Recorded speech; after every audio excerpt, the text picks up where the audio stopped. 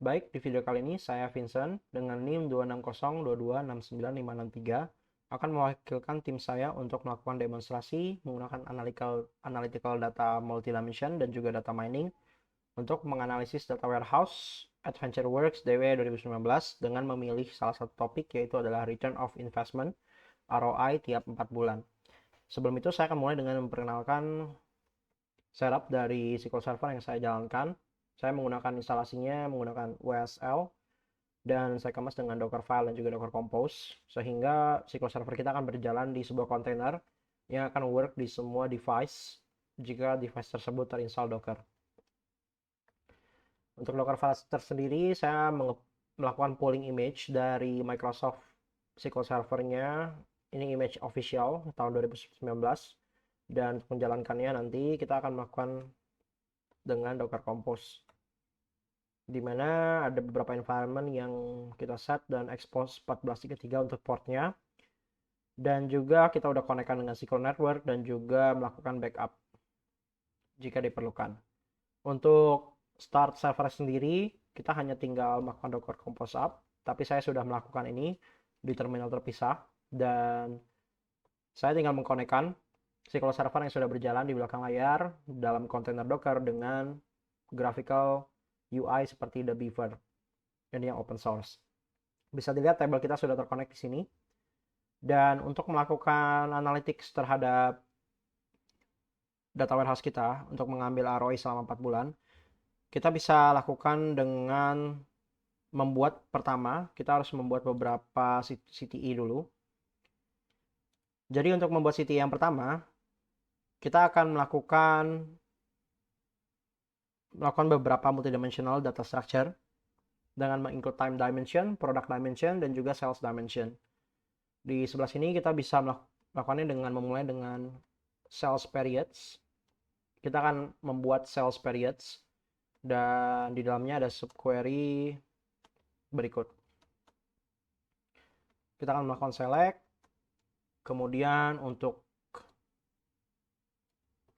memberikan datanya sebanyak 4 bulan, kita akan melakukan ini.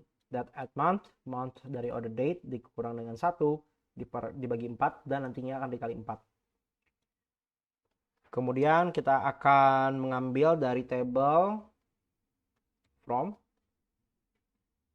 Ini kita majukan dulu. Fact, reseller sales. Kita akan membuat alias FRS. Dari situ kita bisa melakukan select ya. FRS.order quantity dan juga FRS.total product cost. Kemudian FRS.sales amount. P ini kita akan ambil dari dim product, dimension product. Tapi sebelum kita melakukan select dari sana, ada baiknya kita join dulu. Kita join dim product, kita ganti jadi P untuk aliasnya, on FRS.product key, itu sama dengan P.product key, seperti ini. Baru kita bisa include P.English product name. Di bawahnya kita akan include PC, yaitu adalah dim product kategori. Tapi sebelum kita bisa mengambil dim product kategori, kita perlu join dulu untuk ke dim product subkategorinya. Kita akan set dia sebagai PS on P.product subkategori key. P.product subkategori key equals to PS.product subkategori key.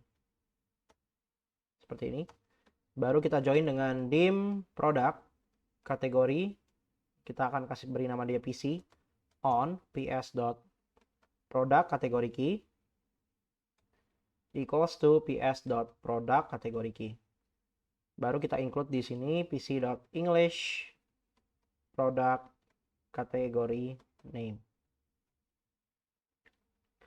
Setelah itu kita akan close. Oke, setelah itu kita akan membuat CTE kedua, di mana kita melakukan data mining teknik kita melalui agregasi dan juga analisis. Kita akan beri nama dia sebagai ROI calculation as,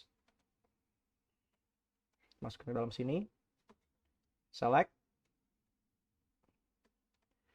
period start, kita akan melakukan format. Untuk format di sini saya akan mengkopinya dari query yang sudah saya buat sebelumnya, karena banyak sekali tutup kurung dan buka kurung di sini untuk mencegah error. Jadi pada saatnya kita set dengan month dan year, kita format dengan month dan year juga. Ini akan memberikan range waktu ya. Kita akan buat ini sebagai period range.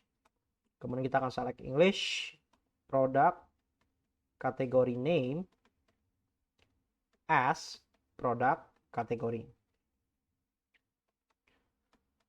Kemudian kita juga select di sini English. Sorry. Yang kita select di sini sekarang adalah sum dari total product cost as total cost.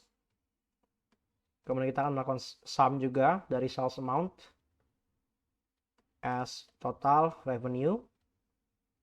Di sini kita akan melakukan sum juga terhadap sales amount dikurang dengan total product cost. Kita akan membuat dia sebagai profit. Kemudian kita akan melakukan casting dari sum dari sales amount dan total product cost menjadi ROI percentage. Kita akan casting dia menjadi percentage dengan language seperti ini. Dan ini akan kita ambil dari table from sales periods yang sudah kita define di atas, yang akan kita group by dengan period start dan juga English product category name. Oke. Setelah itu kita akan melakukan simple data mining technique. Di sini kita akan melakukan select period range. Ini akan diambil dari table ROI calculation. Kemudian kita akan ambil produk kategorinya. Dan juga kita akan format total cost C2 as total cost. Format total revenue C2 as total revenue. Kemudian kita akan format juga profitnya. Profit C2 as profit. Kita akan melakukan cast juga terhadap ROI percentage. Kita akan merubah dia jadi sebuah string atau bahasa SQL-nya varchar. Kita akan menambahkan dia dengan persen as ROI percentage. Oke, jadi ada 3 data mining teknik yang akan kita lakukan. Yang pertama adalah time series analysis. Kita akan melakukan itu dengan LAG dari ROI percentage. Dan di sini dia akan diambil dari partition ya. Partition by product category, order by period start. Kita akan memberi alias dia sebagai previous period ROI. Dan yang kedua kita akan melakukan trend analysis. Ini kita akan melakukannya dengan cara mengurangi ROI percentage dengan LAG dari ROI percentage.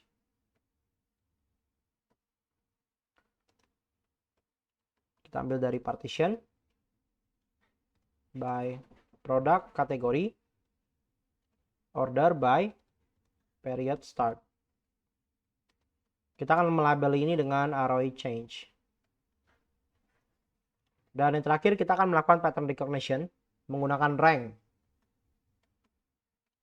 Rank over partition by period start, order by ROI, percentage. Yang kita akan melakukan orderingnya descending karena kita mau melihat yang paling atas, yang paling banyak ya. Dan kita akan melabeli dia dengan ROI rank. Ini akan diambil dari table yang kita tulis di atas, ROI calculation. Kita order by period start descending dan juga ROI percentage descending. Oke. Setelah itu kita coba initiate scriptnya. Tampaknya ada error di sini karena kita kurang koma. Kita akan coba execute query-nya lagi. Invalid column 6 ROI percentage. Ya, tampaknya kita memiliki error ya. Di sini harusnya pakai G percentage. Coba execute lagi. Dan kita akan mendapatkan query result sebagai berikut. Oke, dari query result di sini kita bisa lihat beberapa typical insight seperti yang pertama seasonal patterns.